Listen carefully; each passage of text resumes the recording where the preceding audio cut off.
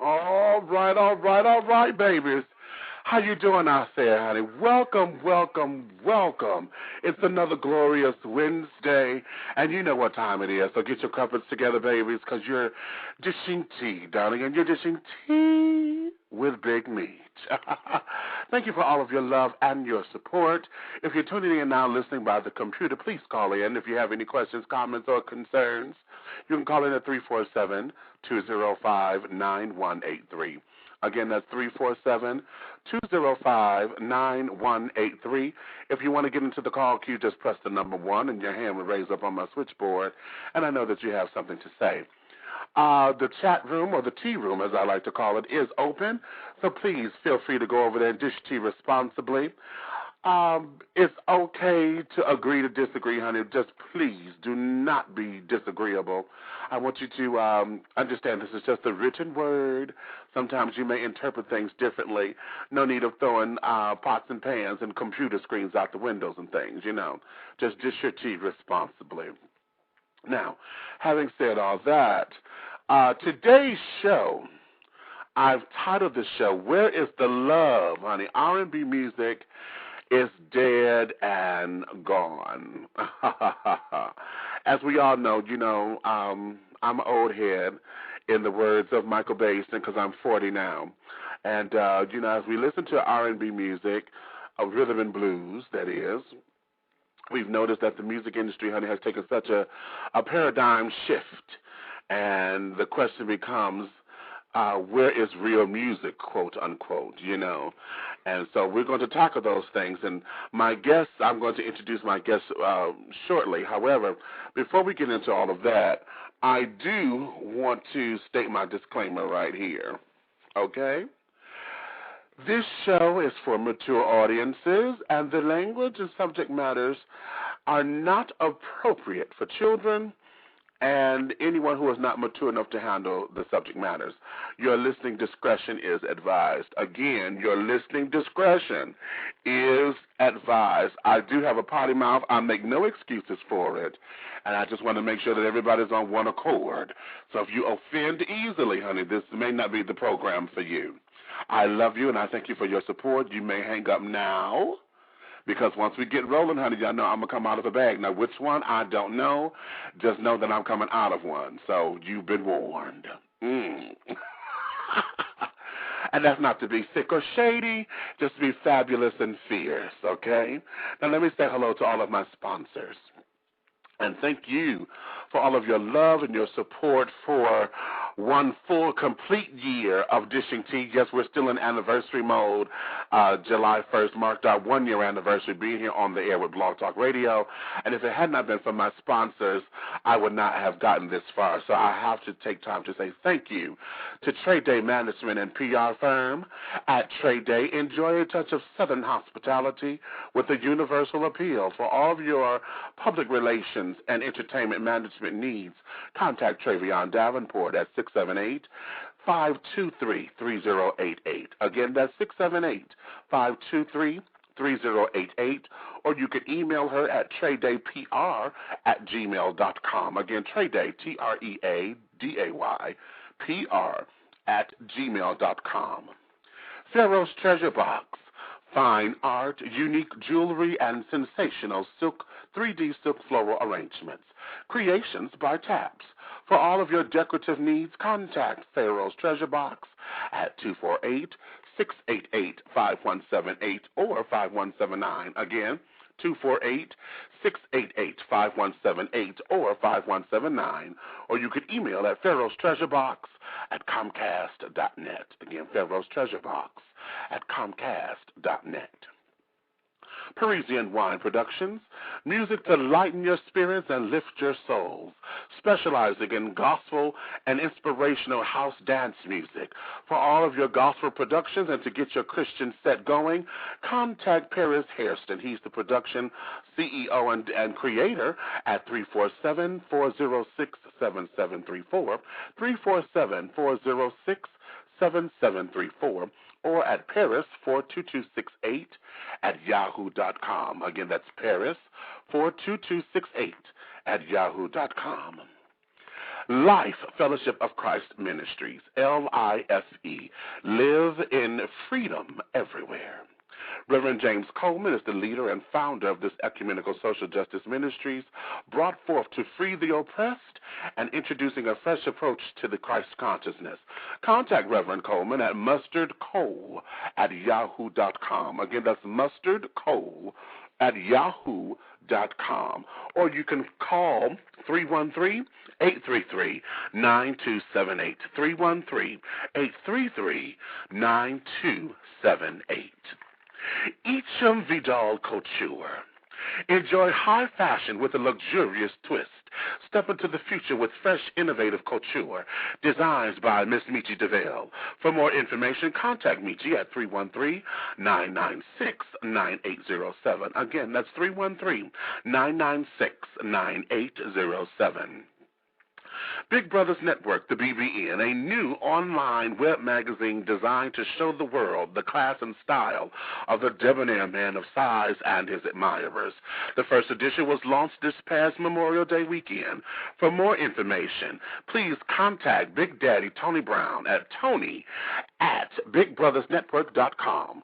That's Tony at Big Brothers, BIGBROTHAS Network.com. Also, ShowtownTV.com. Showtown, that's SHO-TOWN TV.com. We are not a website. We are internet television. Carlon Regina Dixon is the head videographer and oversees the program. So if you want to create your own show, your own talk show, your own music video, Showtown TV is the place to be. So for more information, go to www.showtown, SHO-TOWN TV.com. Okay. Thank you to all of my sponsors. Now, before we get things started, I'm going to play another song right here because I think it'll be very appropriate. In listening to the title of the song, Where is the Love, and is R&B music really dead and gone, and all of those kinds of things, a lot of the artists today, feel as though they're losing their integrity. And I think this song here speaks to it. It's called Be Me. This is by Syleena Johnson, and this is currently on her latest recording, the Chapter 4 album, Labor Pain. So check this out.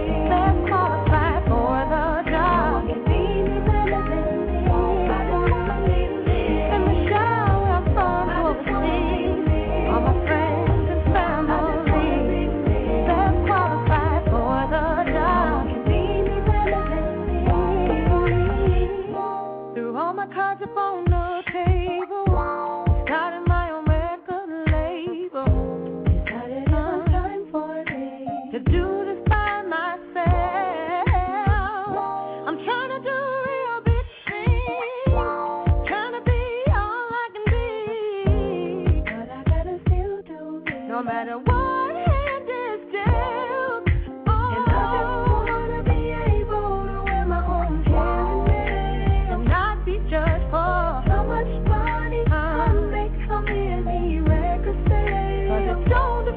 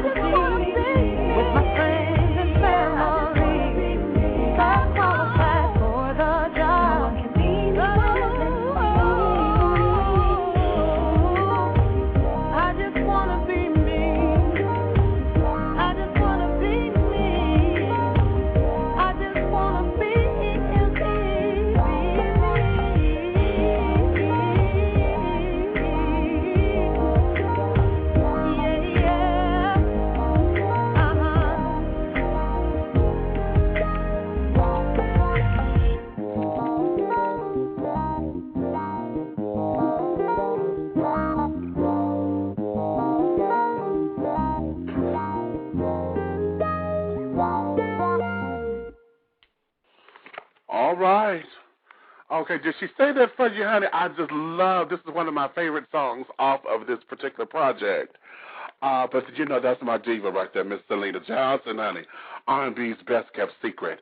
And I think I wanted to play that song because I think it sets the tone for today's program, okay?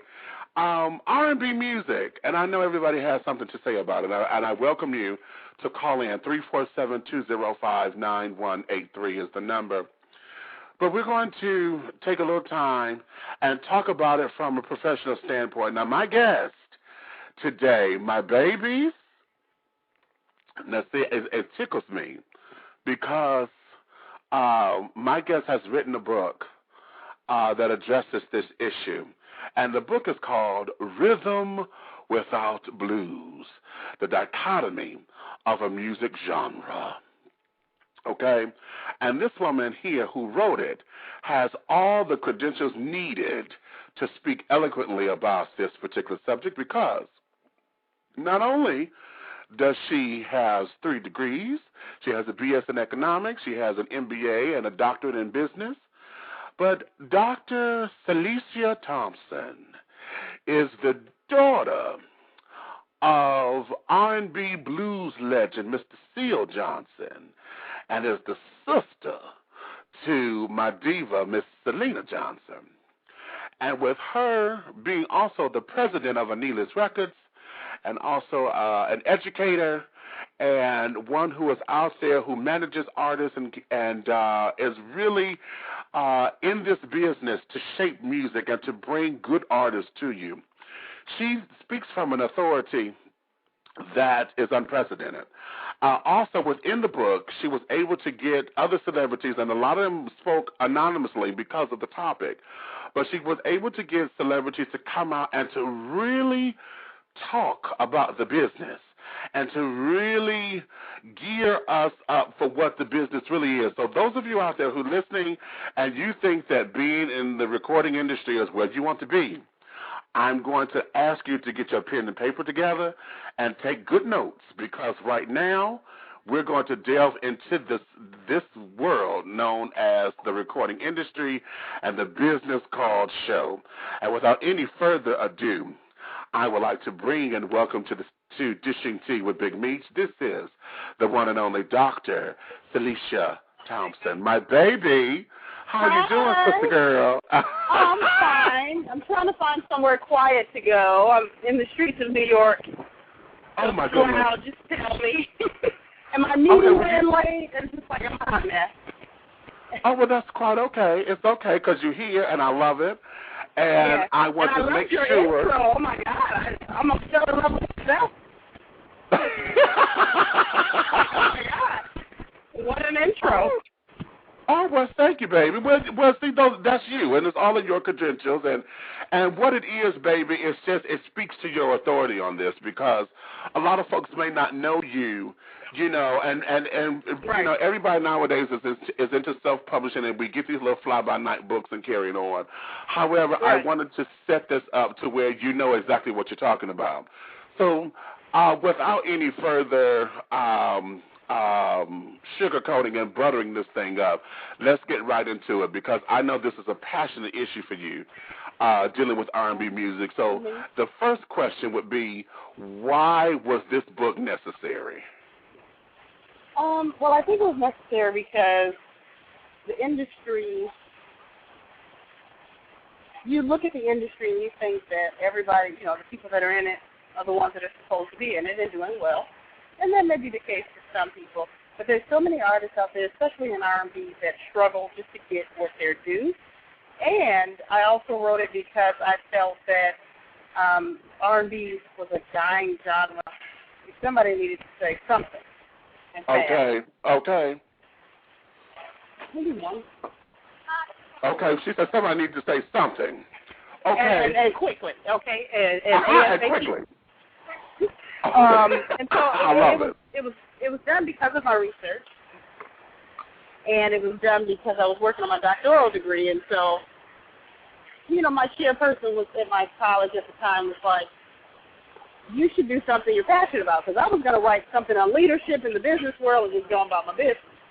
And he was like, no, do something you're passionate about. And so I was already working in entertainment, so it just made sense. But, you know, it doesn't tell so much of the story.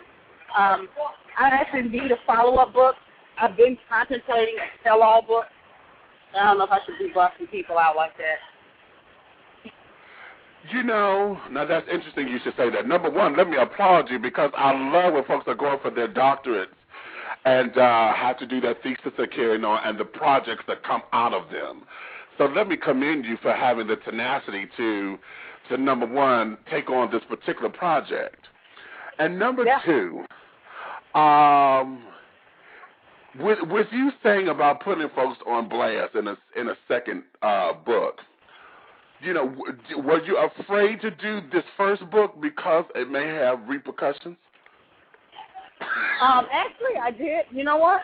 I did discuss it with Syleena because I could have got dirty and deeper, and then I was like, no, she's still in the industry. They already hate on her, so then they threw us both out. So, you know, we just tossed out like on the Fresh Prince. Oh boy, used to get tossed out the front door. and it threw us right on out. So, you know what? And I just kept it kind of clean and on my based on research and what I found. I didn't want to speak so much of my opinion anyway. And even in some of the interviews, if you get my book, in some of the interviews, people get frustrated at what the interviewees are saying anyway. So, and I'm like, well, this is the industry. This is how they think. But I'm definitely toying with the idea of a tell-all book under an alias name or something crazy. I don't know, because I got so many stories. But I have so many stories that I could just. Exactly, and I'm sure everybody does. But here's a question: what keeps everyone from not wanting to tell those particular stories? Because is it afraid to be blacklisted? Bill, honey. It's all about the dollar. Okay, she said point blank, it's the money. It's dollars, money, and the people that control. I mean, it's the stories, all these little myths that you hear. If the stories came out that truly, the true stories that came out. I mean, we can look at Robert R. Kelly, Usher, Alicia Keys. I know stuff on Beyonce. These stories really came out, and you'd be like, whoa. And then some of the leaders and executives at the top level, and you know, and producers, you know, they tell you you've got to have sex with me to get this song, and you know, and this is every day, all day. So if this stuff came out like in full blast, I think the book would be shunned, and I think it would be because like you're attacking people. I'm sure there's dirt out there on anybody. You know what I'm saying? In 5 days, it could be one. But it's like you're attacking people that are still running these corporations, and you're attacking people that are making money for some of these corporations. So, and at the end of the day, you know, I get stuff in my closet, you know. However, some of this stuff they're doing is preventing others from winning. That's where that's where this stuff gets messed up. Wow. Now see, great. Now, see, here's what it is, because see, in dealing with the entertainment business, now I'm not in the recording industry, but I'm on the acting side of it, and the game is the same game. You know, the game is even. Don't even let me go there. Let's not even. You know, you talk about the casting couch. Exactly. You know, but the game is the same. But how is it that we can get those up-and-coming artists to actually pay attention to learning the game? Because a lot of stuff gets so skimmed over. And you know, we all know, you know, we get the basic stuff. You know, you need to go up in here, you need to hold on to your integrity. You know, you need to be firm and understand that this is a business and you have to learn the business. But nobody tells us those inside secrets. You know, that, you know, sex is going to be a part of this one way or another. Either it's going to be offered to you, you're going to find yourself in these circles, you may end up giving out a little bit. You know, nobody says all that. Nobody says that, okay, while you backstage, everybody getting high off of cocaine and they're going to offer it to you. And your answer is going to determine your next move. Everybody's talking about, you know, where's the powder? They're not talking about baby powder. Right. Right. Don't get me started. These people are a mess. It's the devil's playground. It's a mess. And those that can rise above it, I really commend them. But then there are a lot of artists that don't want to contribute or be a part of it, and so they're not mainstream. And they're not the ones with that music gets to the masses. And it's sad because I'll tell you the truth. I've had a promoter tell me if I go out with him and be with him and sleep with him, he'd get my sister's show. Now, come on. Get out of here. You were fat and ugly, and you looked a mess.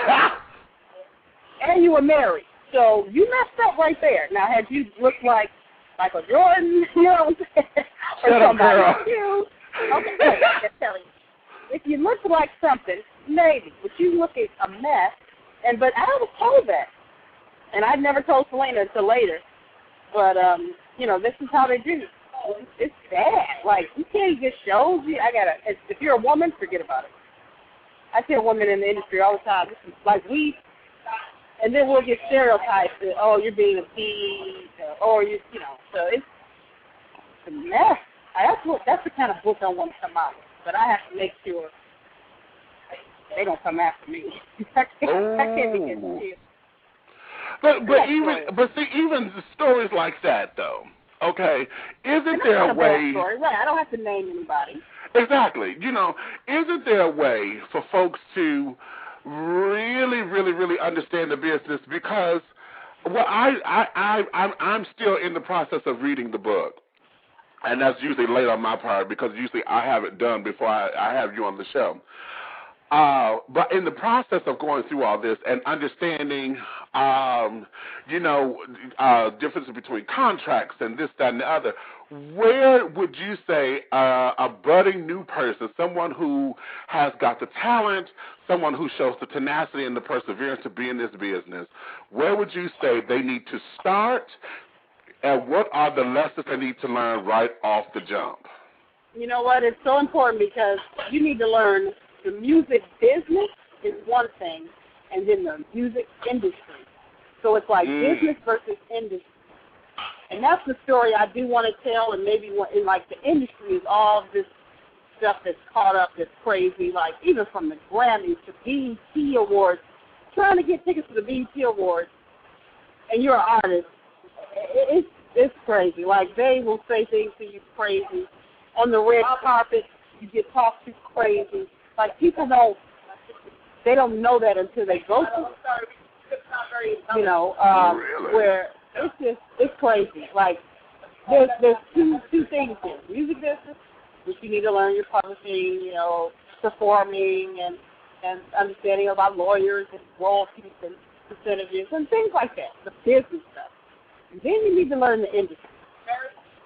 If you sleep with me, I'll get you this music, or I'll do this, or if you do this, I'll do that. Wow. And it's quid pro quo. It's very this for that in the music industry. It's and it's the same way in the acting world, which I know, and I'm not going to stories I've heard. Oh, God. Oh, yeah, the barter system, honey, is alive and well. Okay, in more ways than one. Yeah, oh, God. Okay, in more ways than one. Exactly. Oh, my God. I'm not even, we're on a tape line, so we have to chat offline one day. Right. I've heard stuff about L.A. to all the way to Tyler Perry, so it's just like... Oh, yeah. Now, let's go into more of the genre of R&B, because now R&B music is now considered hip-hop. It's hip-hop R&B or urban music. Right. Yeah, it's urban contemporary. We need to start bringing back R&B. There are great R&B artists out there, urban artists, soul artists, and I just think if you flash back 30 years ago, the whole premise of my book is look back 20 years, 15 years, 30 years. R&B was respected. It was admired. It was appreciated. It was considered mainstream. Nita Baker. Exactly. Aretha Franklin, Sam Cooke, like that was the music, and pop music emulated R&B. Rap music emulated, like you couldn't have a rap song without a singing hook. Now, R&B people need rappers. It's like reverse. So what happened? Where's the disrespect? Where's the disconnect? And when you read my book, you will find out that people at the top, executives, of course, there's several reasons. Radio does not play all types of R&B artists, so radio feels they have no commitment to black music. Hip-hop came about and kind of dominated, which I'm not hating on hip-hop because it's a different form of music. But, you know, it's dumbed down our culture. I'll say, yes, we're dumb. Okay, call it like it is now. Exactly. It's dumbed down our culture, and it just record label execs now view R&B as a boutique genre, where at one point it was the it genre. So, exactly. And it can still sell. If you can sell anything. I had a label person tell me, I can sell anything to anybody, and I believe it. With the right money, with the right concept and look and image, you can sell anything to anybody. They just have to be willing to do it, and label execs have to be willing to do it. They have to want to do it. And this is what, you know, when Syleena was on Jive, that was a whole different, like, everybody knows she's underrated. Everybody knows she should have been further than she was, but it starts with belief. You know, you sign somebody, you sign somebody, you start off with heavy belief, and then it fizzles, just like a relationship. Exactly. Right? Exactly. Always looking for the next big it thing. So R&B is suffering right now because you have these artists that are willing to sacrifice artistry for profit. They will dumb down this. No, let's look at Trey Songz. I hate to call names, but let's look at Trey Songz and then compare him to Trey Songz. Okay, he's talking about he invented sex. Okay.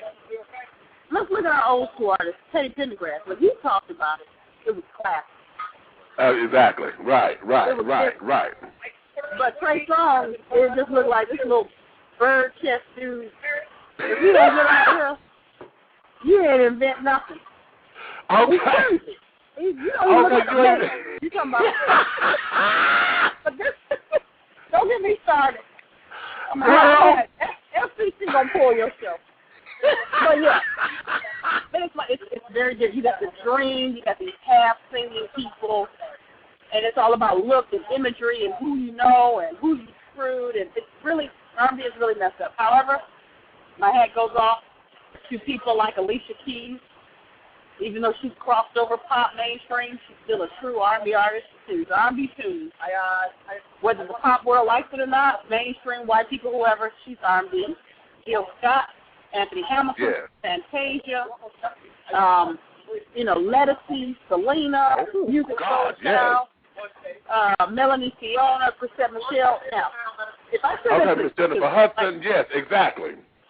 If I said that to regular people on the street, they'd be like, who is that? Who are these people? Yeah, I know, because I go through the same thing here. Yes. Yeah. And I'm in Atlanta, so honey, for me to say that is folks look at me like I'm crazy. You know, I'm like, okay, baby, you know what? Woo, okay, don't make me hit you, please. Okay, because you got jokes. Now, you know, here's the thing, because see, what bothers me is the fact that this whole separate category of neo soul has now become the black music category, if you will. You know, everything gets thrown into that. Jill and India and Anthony and Layla and all them cats got thrown into this whole neo soul genre, and. You know, I take offense to that because that's where the good writing is. Because the music now don't have these damn songs are for shit. Okay. That's terrible. you don't. You know, it speaks of nothing but right now. You know, and just as you said before, you know, going back to the late 70s, because I'm a 70s baby. I just turned 40. So, you know, growing up, you know, when we heard the stories, we had our party records. You had your Dolomite. You had those Red Fox albums. You know, you Clarence Carter and carrying on. But those albums were adult. They were sold as adult records. They were not mainstream, and you only heard them because grown folks wouldn't work, kind of like porn. You know it's out there, but it had its own genre. But now, in R&B hip-hop culture, I get tired. I don't even listen to the radio anymore because you got the clean version, and then you got the dirty version, and they slip up and play the dirty version, got to bleep out every other word. What the hell is this? You know, and then the records don't say anything. Right. You know, go ahead. You were saying something. It's ridiculous because back then it was different. You know, we would sneak and listen to this stuff. Now these kids, these parents today, it's a societal thing too. Because you got parents that's doing the booty dances with their daughters off of Beyonce. Don't you make me hit you with a wet noodle, Miss Thane. Don't you make me hit you with a wet noodle. You got parents listening to Nicki Minaj with their daughters. So it's the whole thing. It's societal. It's culture. And again, it's the dumbing down of our world. And it's sad because black music used to be appreciated, R&B used to be appreciated. You had Aretha Franklin, you had Al Green. That was real music, and white people loved it, black people, everybody loved it. It was universal. But now you come to a point where the music you hear today just sounds like the same old, the last. Everybody's trying to beat out the last dumb song. Did you ever notice that? I was just going to ask you that, I was just going to ask you that. T-Pain came out. Now, I like T-Pain. I'm not going to lie, because I know that he can truly sing, and I love his melodies, his hooks. He's creative, and all he did was reinvent Rising From. So when he came out, everybody started trying to do T-Pain, and then just wore us out with it. Oh, my God. With the auto-tune? Good God. If I hear one more damn auto-tune influenced sound, that's just nothing but auto-tune. You notice they haven't stopped. I thought it would be gone in 2010. It's still there. Yeah, I know. Stupid. It's stupid because auto-tune is a real, actual thing. Yeah. Like, people use it in studios to actually put you in tune. When you have people like J-Lo singing, they got to put her in tune. There's nothing wrong with it. It's tricks you put on your voice. So now, you know, they took that vocalizer, and it's just like everybody's trying in R&B. Nobody wants to branch out and be creative. So that's why I commend the Lettuce. She comes out blowing. Michelle, even though from the she don't play. But it took a while, please, you know. Her and Anthony, underground. They were underground, though. Yes, they were. And she still ain't what she's supposed to. She still is viewed upon. She don't have to look. You know, you got your Andy Stones, Kelly Prices. They'll never get Alicia Keys level. Never. Because they don't have that look and that image. So everything's watered down. They want a certain look and image. And it's just bad. I mean, there's, you know. But here's the good thing. Okay? At the end of the day, if you're passionate about what it is you do, just do it. You're going to please some people, and you're going to piss off some others. But if you're making money doing what you love to do, who cares? Do you have to sell $1 billion records? No. Do you want to be able to support yourself and your family? Yes. So I think a lot of new people come into this industry, and they see that, oh, I want to be the next Beyonce. No, you can't. You can't. Right. Right. Now, here's the thing, because I know one of the things that's missing in today's music also is artist development, you know, to where they teach the artists how to carry themselves, how to be dignified, how to hold an interview, you know, about image and reputation and what all of this means. Do you feel that that's also a demise to R&B music or just to the industry itself? Hello, thank you. You've been reading my book. I talk about it in my book. Artist development is gone. Artist development is gone because they used to be a whole department. They don't spend money on that anymore. It's gone. It's hit the industry as a whole. And so basically, with my management company, DYG Management Group, I'm trying to bring it back. And I have a new artist right now, Christine. Her name is Christine. I'm putting her through some artist development. You know, she's taking vocal lessons. We're going to do interview training. We're going to talk about imaging, styling, branding. And so I'm going to put her through it because I think she'll be a better artist that way. You know, we'll do performance rehearsals and really practice and hone in before she's even known. You see what I'm saying? These people get in the industry and they're a hot mess because labels don't want to pay or labels don't want to put the energy to develop them because it's fast, quick, microwave type music, and they just want to hit, and then they'll throw you to the side, look for the next hit. It's bad. But artist development, I talk about that in my book. That's one big piece of the puzzle.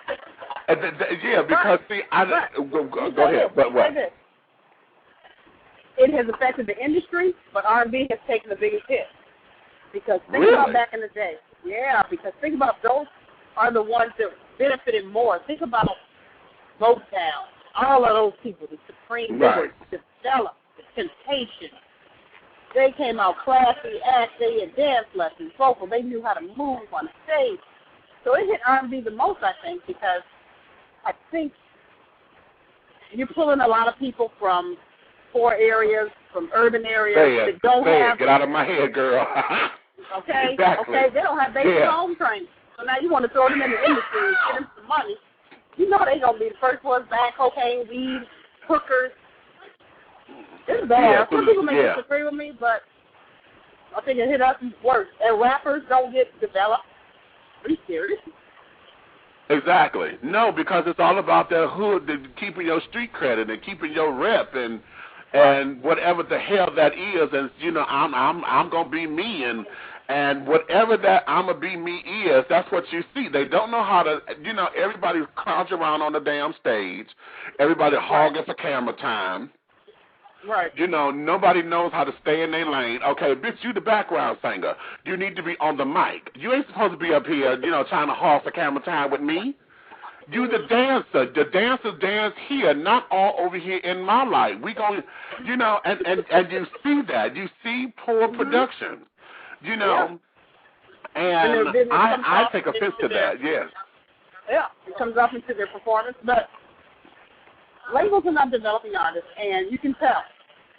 You can tell when you have people like T.I. getting caught up on gun charges.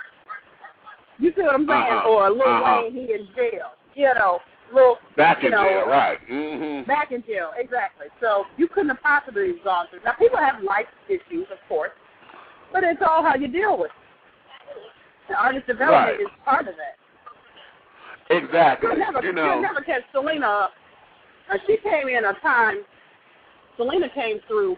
She got signed in '98. The artist development was still there. I remember there was an artist development department at Jive. They put her through interview training. You know, they coached her and stuff like that. So when she sat in interviews, she had sense. And so you'll never catch her up, you know, on some mess because she kind of went through that, but it kind of faded away in the early 2000s. And they're not putting people through artist development. They want you ready.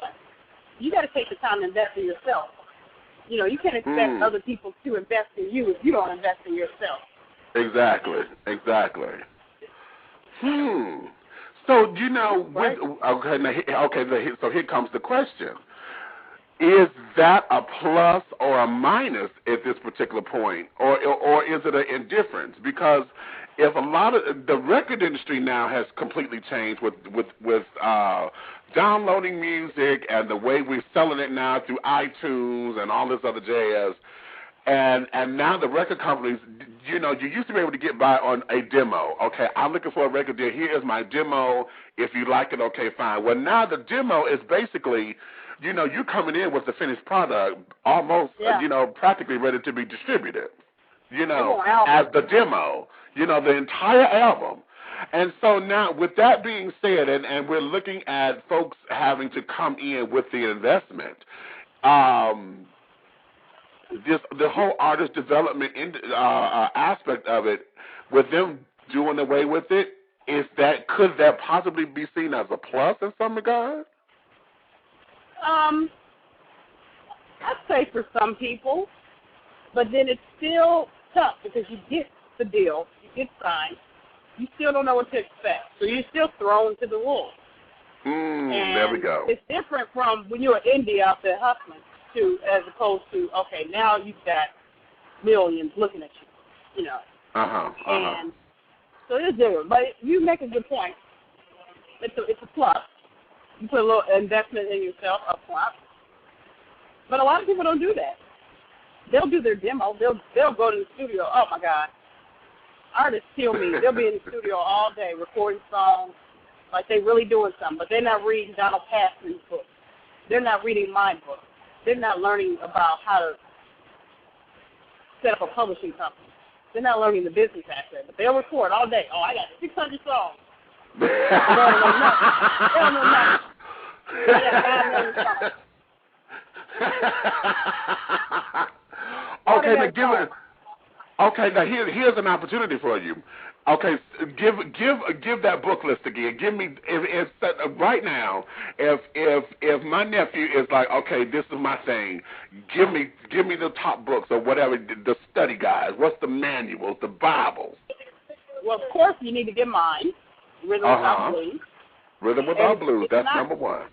That's number one. And it's really it goes beyond R&B, so it doesn't matter what genre. It's real life. You need Donald Passman's book, All You Need to Know About the Music Business, his latest edition, Passman, Passman. Say it. You need a book called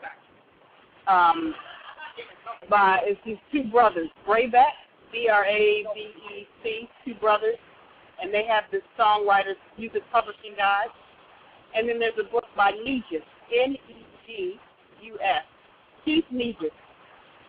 He's got a real book. This book may be over people's heads, but he's got a book called Music, Genres, and Corporate Culture. You're not going to hear much about it, but he's a scholar. He, teaches over in London, and he talks about in this book, like, I used this book in basic when I was writing my dissertation for my doctoral degree. He flat out says, rap music is viewed as risky, so it's R&B. Country and rock are cash cows to label. And pretty much you set up to not win. Pretty much just... Shut up. Okay. Okay. He lays it out like you are a risky genre if you're in hip-hop, but now that's kind of shifted. They look at hip-hop as a cash cow. But R&B, any urban music, you're a risky genre. So if any label takes a chance on you, they're already looking at you skeptical. As if you're not going to make them money. Wow. So you got to get Negus' book. Keith Negus. Keith Negus. Okay. Yeah, I researched to death, and I found him, and I emailed him. And, because I was asking him to help me, and he actually told me to do his book. When I read it, I was like, oh, okay. Okay, right. Okay, which is, okay, yeah, well, cool. Dig it. Okay, now here's the question. Educate yourself, get yourself together. Start recording 5 million songs and try to learn something. Okay, okay. Now let's see. With the industry being what it is, and we got all of this sampling, okay? Everybody is sampling old school music and the old R&B music and passing it off now as contemporary music. I find myself in a lot of different musical debates with these new kids when I tell them, oh no, that's an old song being reworked. And they're like, okay, what are you talking about? Because it wasn't until Denise Williams came out on stage with Monica and sang Silly with her that a lot of kids actually understood that her new song, honey, is a complete cover. Right. I mean, a sample of Silly. Right. So in this particular age... They don't know. These kids don't have a clue. However, I used to be anti-sampling, but I love it. Because you know what? It gives them the opportunity to learn their past, and it's helping these artists back in the day. Because they didn't get the royalties in it before. So now they're getting some money. So when people say on Kanye was pulling people that you would have never heard of now. Blue Magic. Are you serious? Exactly. When he was getting them paid, Blue Magic sitting pretty, because he's selling $3-4 million every time. So it's two ways you can look at it. And you know what? It shows respect. And two, they got to pay them. So, and like you can run. People sample my father all the time. My father loved it. My father loved Yes. Oh, baby. Oh, Your father, Syl? Baby, cool. don't you start with me. Woo! Baby, Syl was the man, honey. And they are sampling him crazy. He was sampled by Kid Rock. And you know that was ridiculous. Kid Rock sampled some of his music. My father got sent a 12 platinum, a plaque for 12 million CDs. 12 million. Wow. My father loved, you know he loved it. He's like, oh, of course. You know, you know what? You just helped me look at this a little, because I was one who was completely against sampling, and especially when folks would just take an entire song and just do with the song the way that they do, because that just unnerves me at times. Because I'm like, okay, you are just fucking up a price, you know, just the masterpiece, and it would bother me. But that's because there's no creativity, so they got to go back in time. But you know what? You can look at it in the positive way. These people are getting paid. Finally. Exactly, from being ripped off. You're learning about your history. You're learning that. I can catch a sample. When I heard that everything to me, I was like, this is the hottest R&B song out right now. The Syl was ridiculous. Exactly. And it took me a minute. But but after the BET Awards, honey, is when I actually fell in love with it, because when Denise came out with her, I said, now that's how that should have been done in the first place. And you know, so and then too, now let me put this disclaimer on it. Yeah, gave her all mad kudos respect. Yeah. Now, see, as a female impersonator, see, had I done that on stage, that's how I would have done it. Okay, right. Because when Angie Stone had did that with No Sunshine and Gladys Knight, we did that on stage that way. You know, we did that, and then we did a handoff, and then come on and did Gladys's version, and that's how we kept it going. But I like the idea of honoring and respecting these folks. Because back in the day, when the industry was just really taking all their money and they couldn't make the money that they should have made, that there has just opened my eyes to that. So thank you for that, because I didn't think of it from that perspective. Yeah, they give these people paid. I didn't think of it from that perspective. Wow. And you know what? And you're learning, these knuckleheads are learning their history. Because I even remember some of my students, you know, they were like, you see the BET Awards? And I was like, yeah. And these are young students. They're college, but they're like early 20s, 19s. They were like, oh my God, El DeBarge did. I didn't know who he was. He did this. There was no El DeBarge. So now they can go research. Exactly. BET makes a little old and new. Now they appreciate Prince more, El DeBarge, all these older artists, and you know I think it works. So I think it's smart to do. Oh, well, all right. So now, so I got that. So now that we've gotten something positive from this evolution of music with the sampling, what else do you see needs to be a focal point to develop, to bring R&B back to its glory? It's going to start with the music. It's going to take the artist to stand up and stop imitating and be original. Like, somebody got to say, okay, enough is enough. I'm going to just go back and I'm going to make something that's wonderful. Okay. Everybody's got to do it, though. So if one person starts it, everybody has to do it.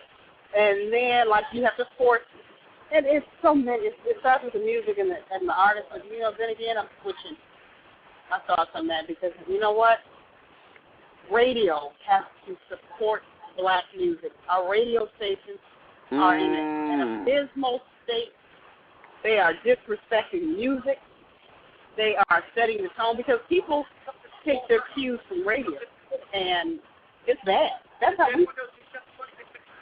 You know what? I guess we could never get radio play because, you know, it was always a problem. Oh, she sounds too old, or this, that, and the other. It was just like. It has to start somewhere. Like, corporate America has to change. But they think that again, it's a society issue. They think that you dummies want to hear this dumb stuff. So okay, exactly. They don't keep doing it, and you just don't keep dancing in the club to the Whisper song. Remember Yin Yang Twins, the Whisper song? He was saying the most vile things in America. Girl, when I heard the lyrics to that, I hollered. I said, oh my God. And they little butts off like, hey. That's my tone, honey. Exactly. So we're embracing it, and radio's not going to change because they think this is what you all want to hear. That's why we got all these reality shows and these dumb chicks fighting on reality, and it's just a mess. Our society and culture is a mess. So, you know, it starts so many places. Like, where do we start? It starts in the home. It starts with the artists. It starts with corporate America. I mean, oh, God. Do we see an end in sight? I don't know. Well, that's a good question. But let me ask this, and I want to get your take on it from a black woman's point of view.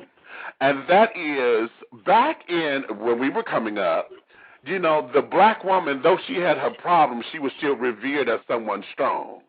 When men had problems with their women, in the songs, they talk about the problem. They didn't call her out of her name. She didn't get disrespected.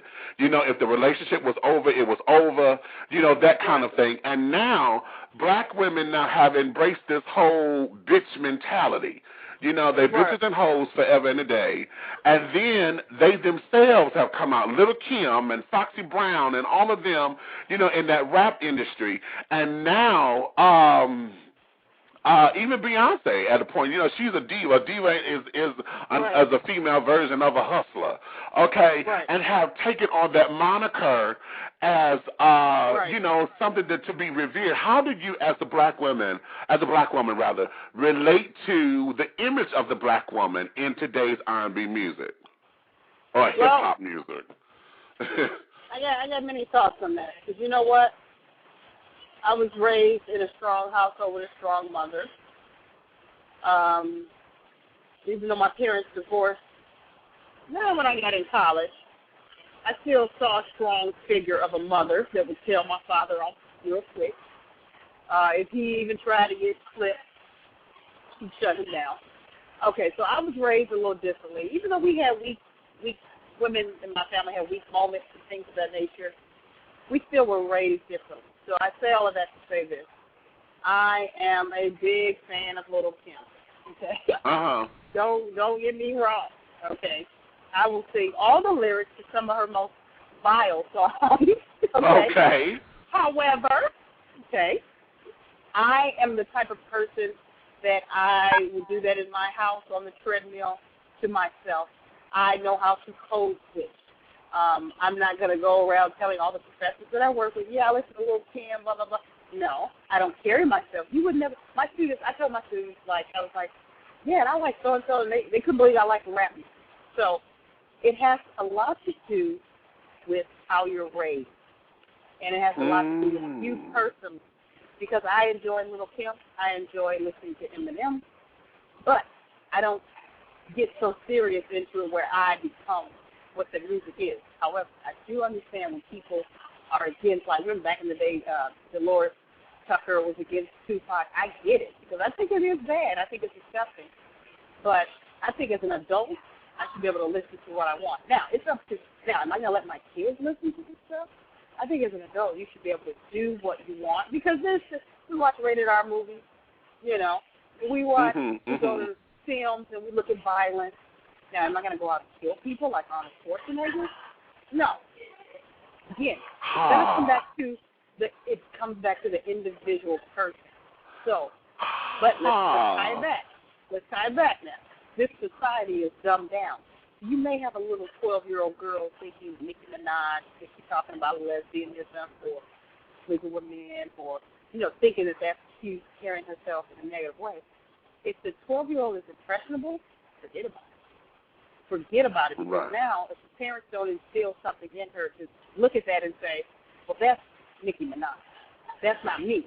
I'm more Michelle Obama. You see what I'm saying? Dig it. Okay, dig it.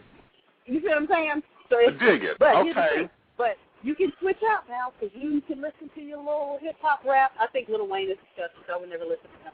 But I like certain music, and I like a party record. I don't get caught up in the lyrics, but that is not who I am. But I get it when people are getting it. Okay. Okay, yeah, I got it. Because, see, for me, as a gay man who is a part of the, well, when I was in the club scene or whatever, I don't go out much anymore. But at that time, yes, there were moments, yes, there are certain records that was for the party. You know what I mean? And I dig it. I loved it. I danced my ass. I twirled and kicked with the rest of them. But when the party was over, it was over. You know what I mean? And we had to get back to everyday life. And I think what we're both saying is that there has to be a balance. Exactly. There's a balance because there's a time and a place for everything. And I think what has happened with R&B hip-hop music is that we've forgotten what that balance is. Just like I said earlier, we had our party records. They were in the adult section, and you couldn't get back there unless you was 18 or over. Okay, and when they were bought, they were bought. And we knew that they existed, but that wasn't the part of mainstream. It had its own area. And now we have gone on the other side of the spectrum to where now every other thing, honey, is, bitch this, motherfuck that, and it's very, very crude and lewd lasciviousness, There is no love song anymore. Everything is all up. Yes. You just said it. It's valid, but you know what? Guess what? This generation now, these parents are now raising their children for balance. They're letting them run wild. They're letting them do whatever they want. I remember I had to sneak. My father ripped down my sister's, my oldest. He had prints all over a wall. He ripped those posters down. Okay, I used to sneak and put posters in my closet of LL Cool J with his shirt off and Billy Idol. I used to sneak and listen to Two Live Crew, knowing it wasn't right. Sneak to get the cassette of Pop That, and I'm sneaking and listening. But I was fearful if they found out. Because, I had my Queen Latifah, UNIT walk. I had all my safe records, but I would sneak it. But these kids today, teens, early 20s, have no fear.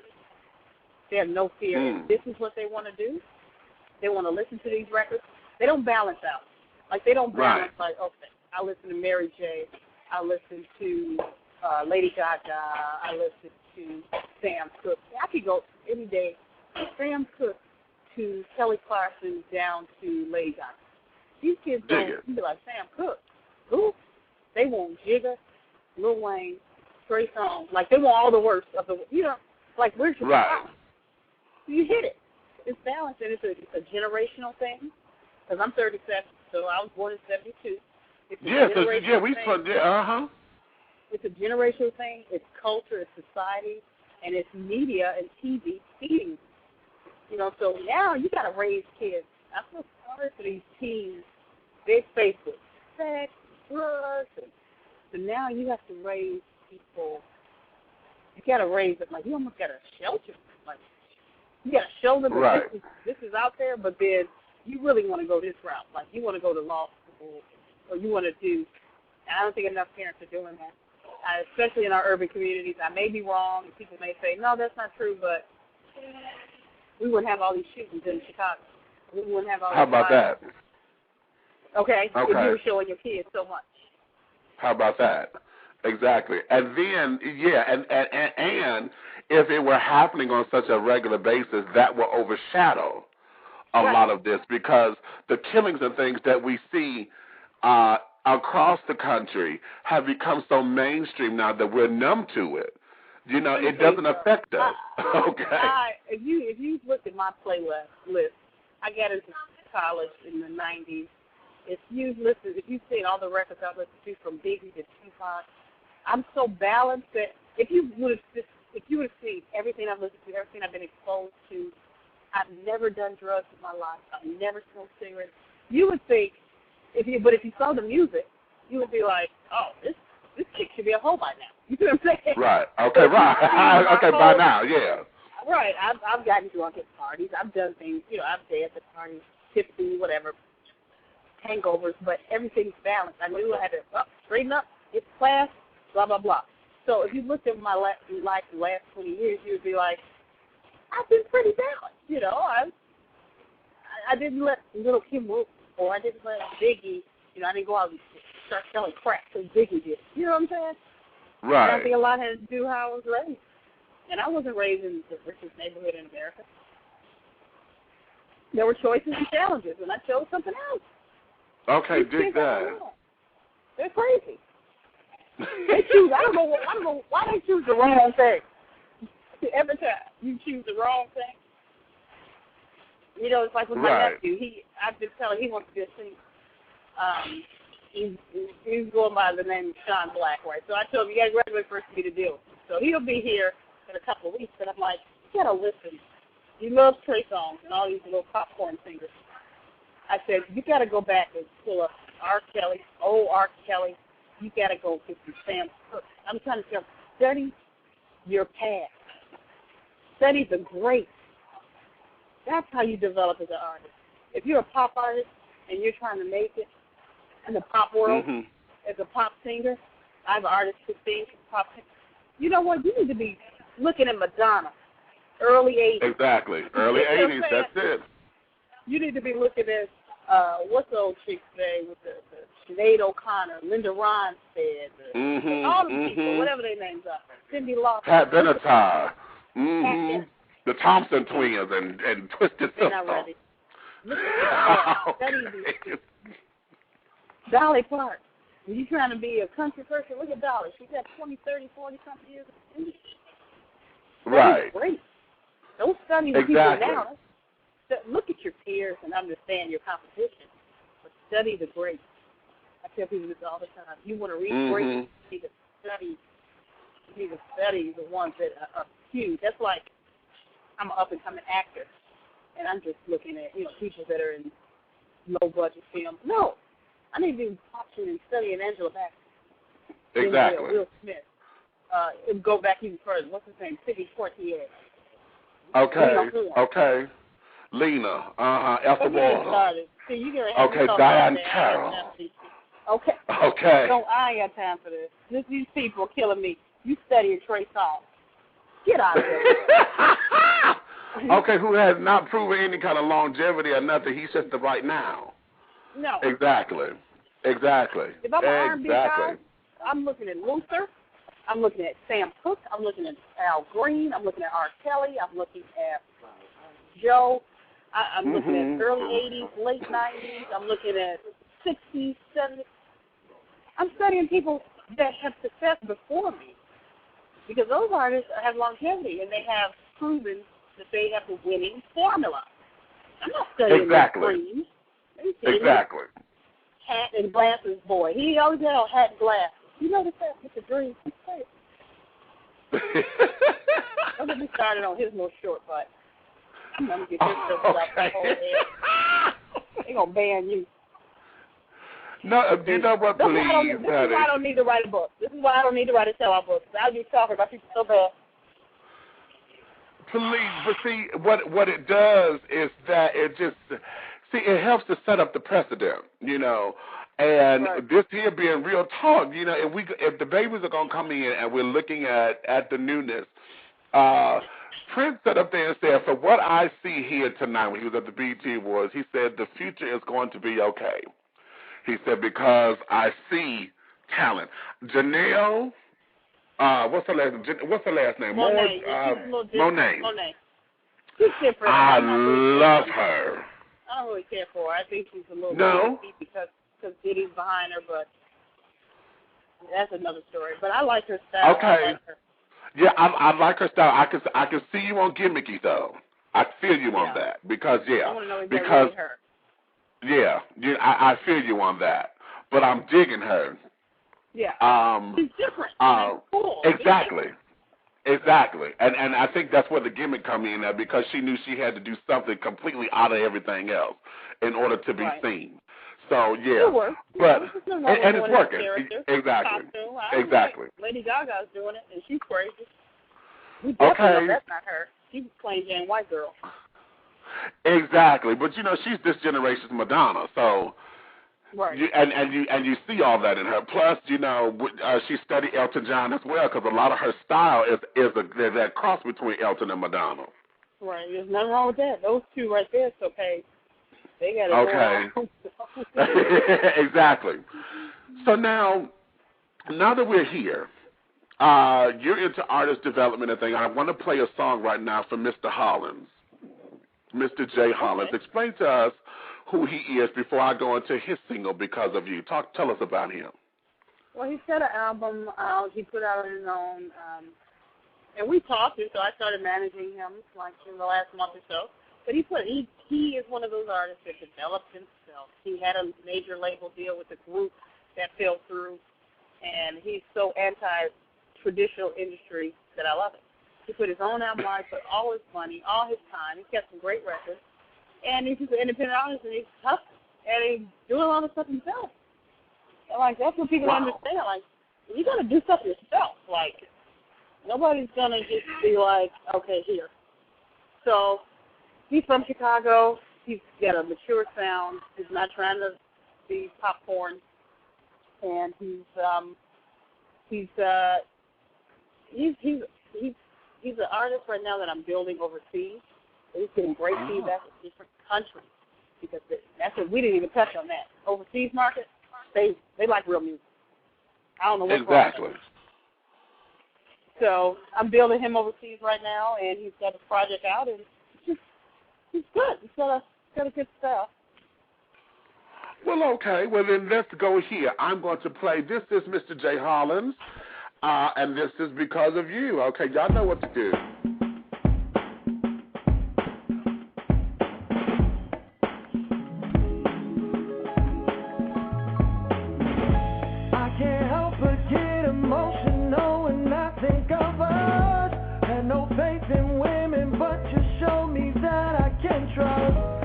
You'll be here for me. I appreciate you, darling. Baby, there's no need to wonder. Ain't no one gonna put us under. All the fellas think that I should still be in these streets, and shut them down when I tell them that it won't be no creeping. I've got something better where I rest and lay my head at. You truly are a blessing, and I thought that you should know that.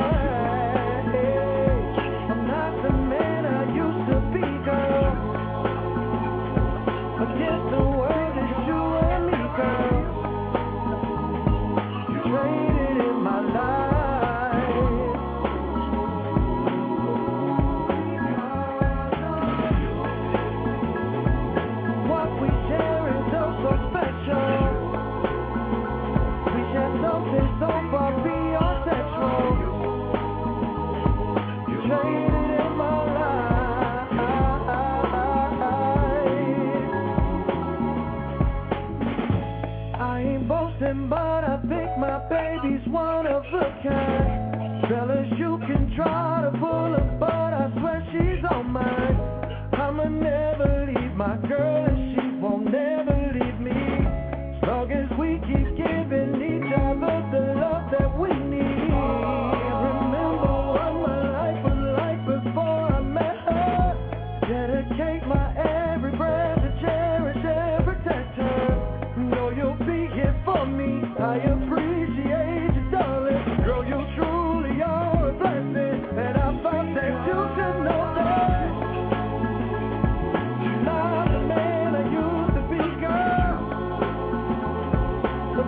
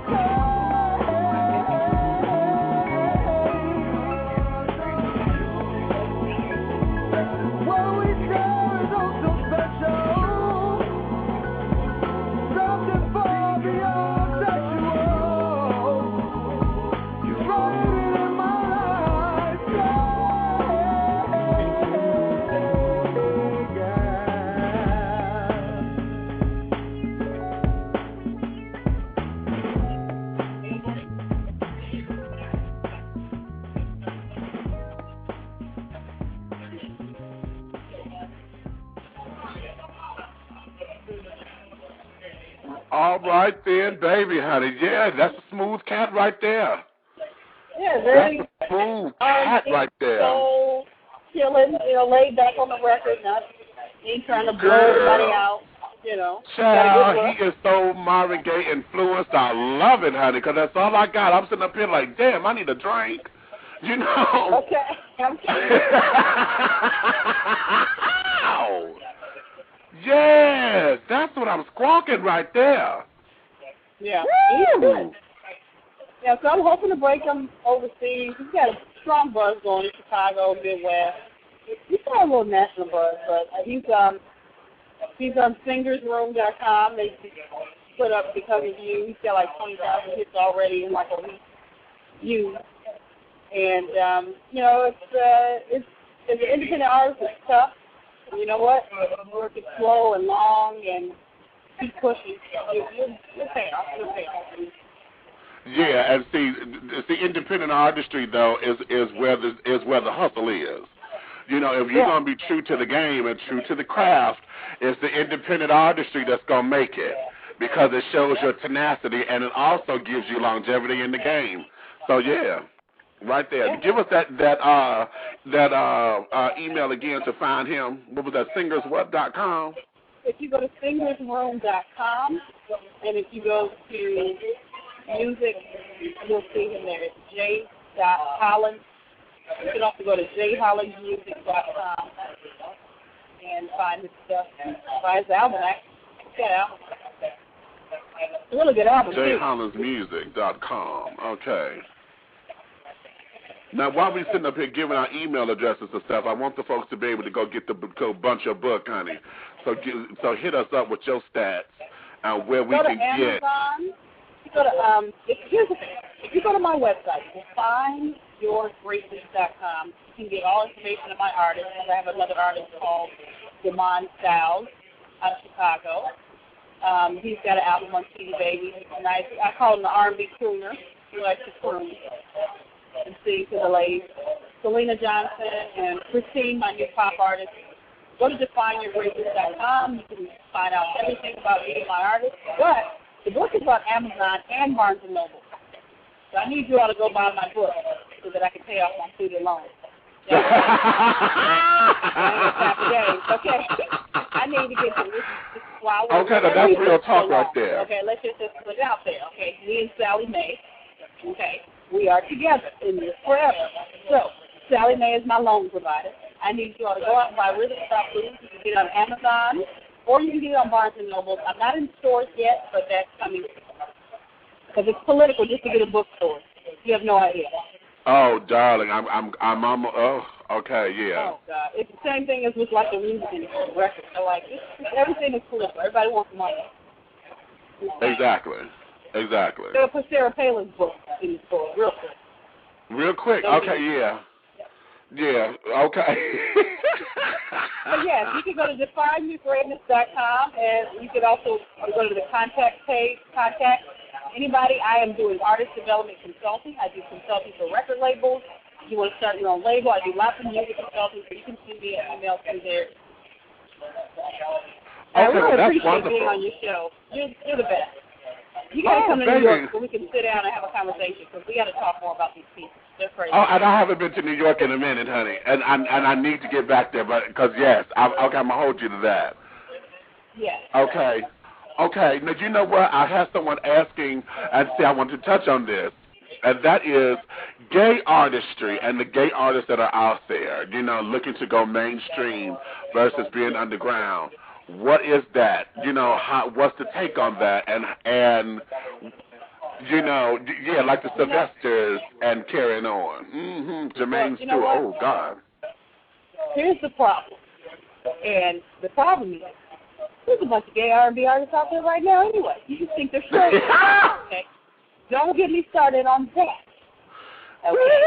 Now, okay?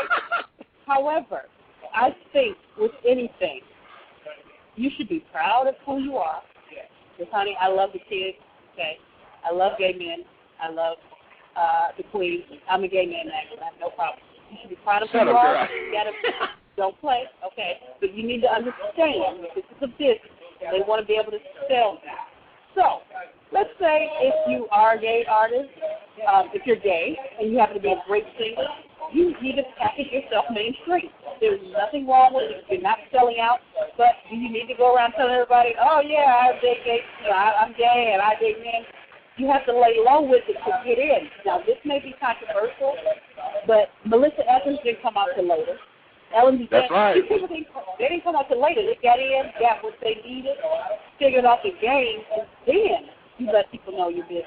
Because first of all, it ain't none of their business. Anyway, that's about that's about relationships, who you're with. Right. It has nothing to do with your talent. So, and it's tough. However, there's also a way. Now that's one side. For some people, that's one side. But then there's also a way, like Clay Aiken.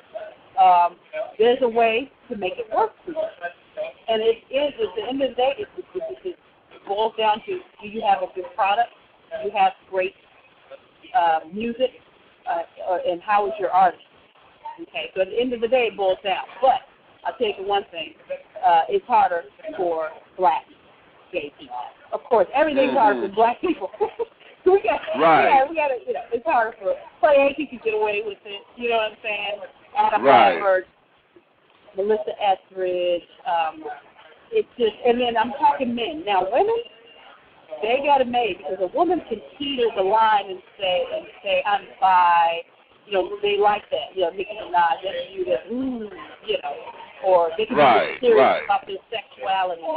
You know, but for a gay black man to come in trying to sing R&B, it's tough because they're going to say, okay, R&B. When I first think about R&B, I think about singing to a woman in love. You see what I'm saying? And making love, exactly. Mm-hmm. That's not what they attribute to black gay men. So it's tough.